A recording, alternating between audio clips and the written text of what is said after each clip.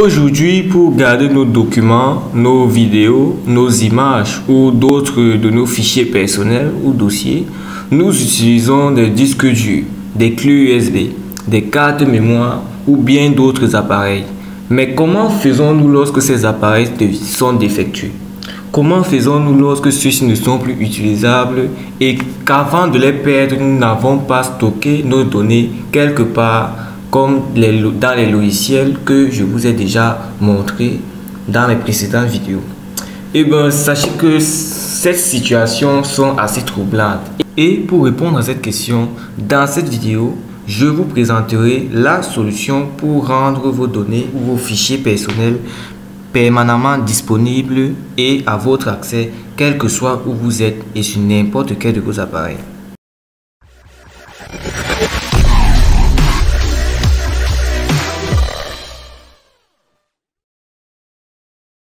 Salut à tous et bienvenue sur la chaîne. Ici c'est Kung High Tech et sur cette chaîne vous aurez quotidiennement les techniques de maintenance informatique qui vous permettront de résoudre par vous-même, bien au chaud chez vous, les différents problèmes qui surgissent sur votre appareil, que ce soit votre ordinateur ou votre téléphone, ainsi que des astuces informatiques afin de magnifier l'utilisation de cet appareil magnifique qu'est l'ordinateur. Donc si jamais vous êtes nouveau sur la chaîne, n'hésitez surtout pas à cliquer sur le gros bouton rouge qui se trouve juste en dessous de cette vidéo afin de vous abonner à la chaîne, ainsi que à cliquer sur la cloche de notification afin d'être informé de toutes mes nouvelles et édifiantes vidéos. Il existe donc plusieurs moyens de stocker vos données ou vos fichiers personnels que sont vos documents, vos vidéos, vos photos ou encore vos musiques ou fichiers audio. Et parmi ces moyens, je vous l'ai dit tout au début de cette vidéo, nous avons les disques durs, les clés USB et les cartes mémoire externes pour les téléphones. Mais surtout, ces moyens physiques sont devenus obsolètes étant donné qu'ils peuvent tomber en panne ou encore aller dans de mauvaises mains, étant donné qu'il n'y a aucun principe de sécurisation et de disponibilité. Dans ces différents cas-là, vous vous retrouverez avec quelques données en moins, ce qui n'est évidemment pas ce que vous souhaitez. Aujourd'hui, le moyen de stockage de vos données que je vous propose est celui du stockage en ligne, c'est-à-dire de l'utilisation des clouds.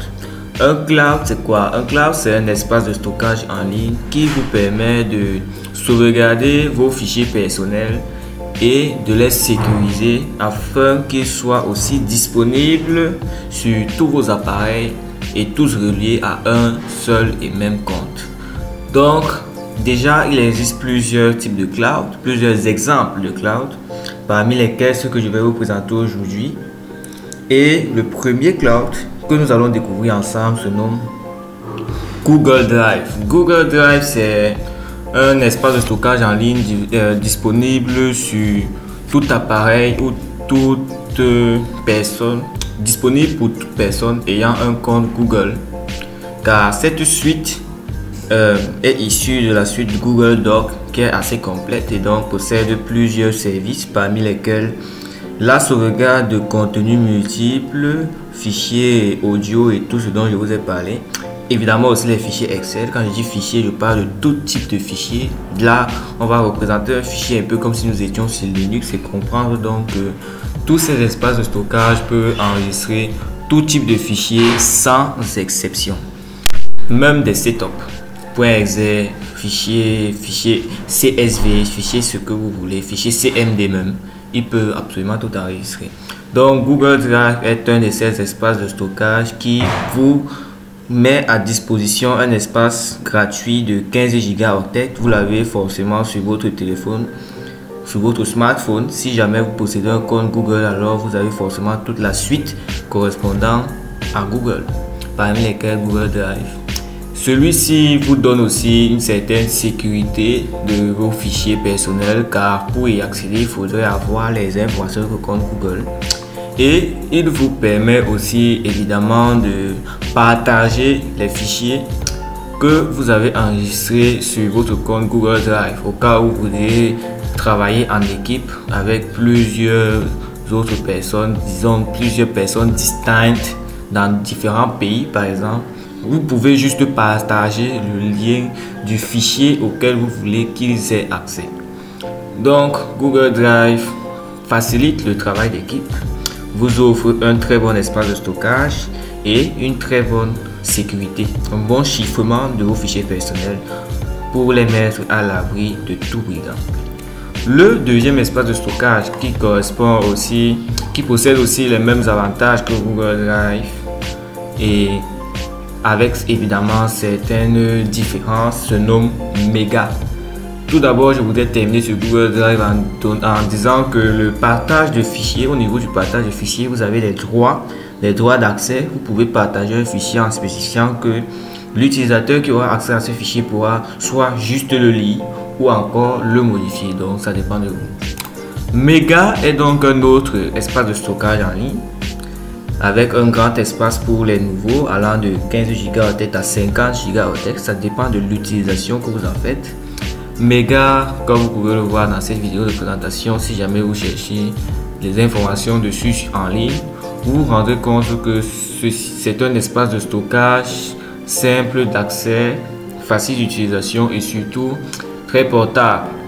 Il possède un système de chiffrement bien plus élevé que celui de Google Drive, car Google Drive crypte vos données juste après les avoir enregistrées. Or, sur Mega, vos données sont cryptées pendant l'importation ou l'exportation, c'est-à-dire le moment même où vous effectuez une opération sur votre nuage, tout ce que vous effectuez est crypté. Raison pour laquelle les opérations de copier-coller, c'est-à-dire de dépôt de fichiers sur Mega ou bien de retrait, sont assez lentes, étant donné que le chiffrement se fait pendant l'opération. Ça ralentit un peu les choses, mais n'empêche que Mega possède un très grand espace de stockage, une sécurité accrue et évidemment un accès assez simplifié. Le troisième espace de stockage que je vous présenterai aujourd'hui se nomme iCloud. iCloud, c'est l'espace de stockage disponible sur tous les iPhones par défaut, iPhone, iPad, Apple. Tout appareil issu de Apple, la grande société Apple que nous connaissons tous. Donc, si jamais vous possédez un iPhone, alors vous avez le cloud iCloud par défaut. Et dans ce cloud, la distribution qui vous permet la gestion de vos données personnelles se nomme iCloud Drive. Pour faire la correspondance avec Google Drive, évidemment, vous aurez tout à fait compris. Les avantages et les inconvénients sont parfaitement les mêmes. Ils s'utilisent de la même façon, mais diffèrent juste en fonction de l'appareil sur lequel ils sont utilisés. Le quatrième espace de stockage que nous allons découvrir se nomme Dropbox. Dropbox est un espace de stockage familiarisé pour les professionnels. Il n'est pas assez utile pour les personnes lambda, c'est-à-dire ceux qui n'ont pas l'intention de payer de l'espace de stockage. Dropbox est adapté pour les professionnels car ici, quel que soit votre métier, votre activité professionnelle, vous aurez une disposition de cet espace de stockage orienté ou bien relatif à votre métier. Donc, si jamais vous faites du génie logiciel, Dropbox va adapter les services qu'il possède de façon à ce que, en tant que maître du génie logiciel, vous puissiez plus facilement l'utiliser. Donc, comme vous l'aurez compris, votre métier et votre Dropbox s'adapte à votre métier. Donc, à part cela, Dropbox possède un espace gratuit tout de même qui est très petit de 2 Go, raison pour laquelle il n'est pas adapté à toute personne qui souhaite l'utiliser gratuitement, plus adapté aux professionnels. Il est évidemment arrangé pour les travail en groupe. Il est évidemment adapté au travail en groupe, à la collaboration et aux différentes réunions et autres. Au cas où vous voudriez par exemple faire des travaux à distance et toujours partager certains contenus en ligne, vous ne voudriez pas saturer votre téléphone, vous utilisez un espace de stockage en ligne, vous partagez le lien du document ou du fichier que vous voulez, auquel vous voulez qu'un des membres de votre équipe ait accès et le tour est joué. Comme vous le voyez là, Dropbox permet le stockage et la synchronisation que vous pouvez automatiser. le partage pour le travail en équipe, la protection évidemment accrue et la collaboration pour la gestion des tâches, la mise à jour des fichiers et la mise en face de vos équipes. Le dernier espace de stockage que nous verrons aujourd'hui est Box. Box est un espace de stockage tout à fait professionnel qui a plusieurs points communs avec Dropbox étant donné qu'il est toujours adapté aux professionnels et sait s'arranger en fonction de votre corps de métier. Mais surtout, l'espace de stockage gratuit qui est fourni est bien plus grand que celui qui est fourni sur Dropbox, car ici, en tant que nouveau, que vous soyez un particulier ou un professionnel, votre espace de stockage gratuit est d'abord de 10 Go.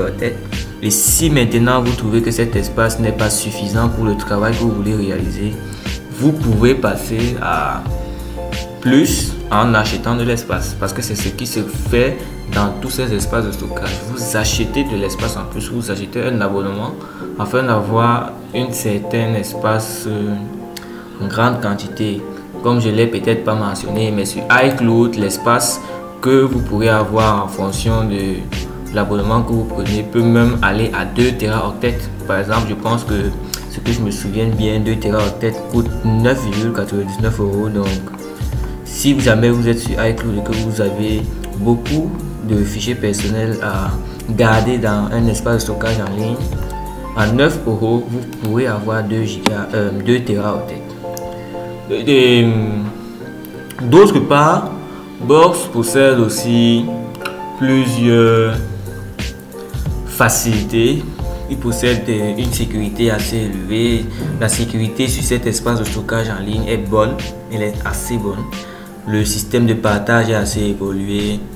Et comme vous pouvez le voir, c'est une plateforme assez conviviale, donc facile d'accès, facile d'utilisation et surtout adapté à n'importe quel corps de métier. Je vous l'ai dit, il est certes plus facile ou plus arrangé pour les professionnels, mais les particuliers peuvent aussi l'utiliser avec une certaine fluidité.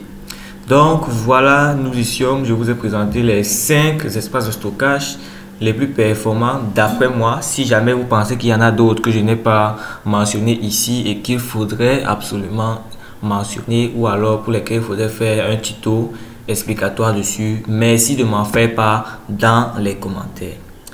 D'autre part, si jamais vous avez rencontré un problème, un souci avec un de ces espaces de stockage, vous n'arrivez pas à l'installer, vous n'arrivez pas à l'utiliser, postez votre question dans les commentaires. Je serai ravi de répondre et d'éclaircir tous ceux qui, comme vous, ont rencontré les mêmes problèmes.